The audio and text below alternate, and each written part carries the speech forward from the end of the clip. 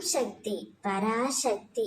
என் அன்பு தங்கமே, நீ என்னிடம் அனுதினமும் எப்பொழுதும் எனக்கான துணையை எப்பொழுதுதான் என்னிடம் தருவீர்கள் அம்மா என்று கேட்டாயல்லவா?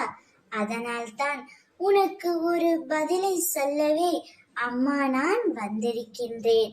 இதை முழுமையாக கேள் தங்கமே. நான் இப்பொழுது தனிமையில் வருந்துகின்றேன். என் குடும்பமும் என்னை நினைத்து பெரும் துயரத்தில் உள்ளனர். அவர்கள் அனைவரும் சந்தோஷமாக இருக்க வேண்டாமா? நான் சந்தோஷமாக இருக்க வேண்டாமா? என் துணையை எப்பொழுது என்னிடம் ஒப்படைப்பீர்கள்? எனக்கு எப்பொழுதுதான் திருமணம் நடக்கும்? காலங்கள் கடந்து கொண்டே இருக்கின்றன என்று நீ என்னிடம் வருத்தப்பட்டாய் அல்லவா செல்வமே? உனக்கான துணையை சரியாக தேர்ந்தெடுத்து விட்டுதான் நான் உன்னிடம் பேசுகின்றேன். உனக்கு பொருத்தமானவரை நான் உன்னிடத்தில் ஒப்படைப்பேன்.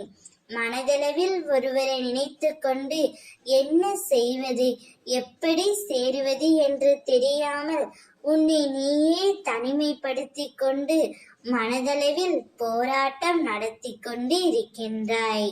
உன்னுடைய வலிகளையும் வேதனைகளையும் நான் அறிந்து கொண்டு தான் இருக்கின்றேன் தங்கமே. உன்னை ஏளனமாக பார்த்தவர்கள்தான் நாளை உன் வாழ்க்கையை பார்த்து வாயெடுத்து போக போகிறார்கள். அதுவரை நீ அமைதியாகவும் பொறுமையாகவும் இரு. உன்னையும் உன் குடும்பத்தையும் சந்தோஷமாக வைப்பது என்னுடைய கடமை. சந்தோஷமாக இரு. ஓம் சக்தி.